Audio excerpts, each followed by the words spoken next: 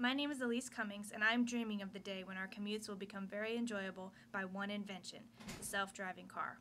It seems like we're going in this direction now, and I can't see any reason why we won't have these inventions in the future, and here's my take on the idea.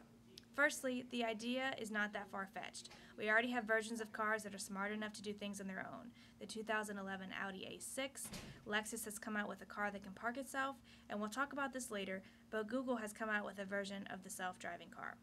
Secondly, we need these cars. Self-driving cars would cut down on all types of evils in this country. Car accidents would decrease, people would be more productive and have better work ethics, and sleep deprivation would become a thing of the past. Machines don't get sleep deprived, distracted, or try to multitask while driving. The Google car that I mentioned earlier was driven by a robot. The only car accident it reported was an incident where someone else hit the car in the back. Self-driving cars would cut the incidence of these car accidents way down. Approximately 35,000 people die each year in the United States due to car accidents. These car accidents occur for a variety of reasons: drunk drivers, sleeping at the wheel, texting while calling, and weather issues, just to name a few. Thirdly, self-driving cars would promote a good work ethic. How many times have you wanted to conduct business on your commute but feared getting into an accident? Not with the self-driving car. You can write emails, conduct business, the possibilities are endless. And the best part is you can do all of this without focusing on the road. Remember those 35,000 some deaths each year? This is part of the reason. Not focusing on the road while driving can be detrimental to drivers and others on the road. I have a friend who waits until getting into the car on the way to work to do her makeup. This self-driving car would allow her to do this without endangering others and herself. It's no secret that most of us don't get enough sleep. Any commute could be turned into nap time, and drivers wouldn't have to worry about being so tired on the road. Sleeping at the wheel would be non-existent, and sleep deprivation in this country would lessen. Sleepiness is such a problem that 1.9 million accidents or near misses happen every year in the U.S. because of sleepiness. A couple of weeks ago, I heard a woman tell some friends that she had fallen asleep at the wheel on the way to work and was facing oncoming traffic and dead asleep. With a self-driving car, she would have been able to take a snooze on her way to the office and been refreshed all day long. This lady is obviously living in the future. She's not in a self-driving car, but acting like she is, with a baby in the back seat. With a self-driving car, this would be completely acceptable and even encouraged. She could commute and take a nap at the same time. Heck, we all could. So what could a self-driving car do? It could be put in auto mode and drive to your destination via a GPS navigator. It would know the traffic laws and stop at stoplights, stop signs, go the speed limit, and gauge the activity of other drivers. It would also have some fun stuff: built-in Wi-Fi, temperature control, and surround sound music. So how could we use these cars on the highway? What if we use the technology of roller coasters or motor vehicles? The car wouldn't necessarily look like a roller coaster, but could have the same technology.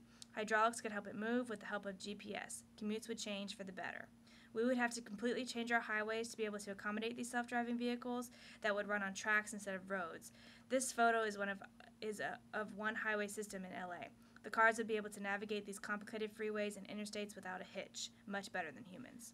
Self-driven cars in cities would create less dependence on oil, more jobs would be created to make these self-driven cars possible, less gas emissions would mean a cleaner, more sustainable environment, and of course, more enjoyable commutes would ensue, equaling less road rage. Google's car was very innovative, yet people speculated about its safety. They said that a machine couldn't possibly have the impulse control and reaction of a human. But I think I've shown that millions of accidents or near accidents occur each year, and tens of thousands of people die with humans behind the wheel. And yet, Google's car could do a whole lot. It was programmed with different personalities from cautious to aggressive. It went the speed limit and was programmed by a GPS. And unlike the version of the self-driving car that I'm promoting, a person could gain control by hitting a red button, touching a brake, or turning the steering wheel. I think that self-driving cars can do that, plus have televisions updating the latest news, have the ability to incorporate refrigerators, beds, and showers, making your commute enjoyable and convenient. It would also give the failing car industry an economic boost. Everyone could enjoy the benefits of this car. Just think of all of the possibilities of a self-driving car. Sleep deprivation would lessen, business meetings could be conducted without the fear of crashing, gasoline use would be the thing of the past, environmental benefits would be phenomenal, and most importantly, less accidents would occur. We're a long way from having flying cars like the Jetsons, in my opinion, although that would be completely cool. However, technology is happening all around us, and advances are becoming more adept in interpreting human behavior. Maybe we're not that far from being a Jetson society. Self-driving cars have so many benefits, more than I could fit into this talk. You can probably think of ways that this car would better your life. For me, an extreme commuter that drives 3 hours one way to work, this car would change my life immeasurably. Again, my name is Elise Cummings, and this is my idea to better the world.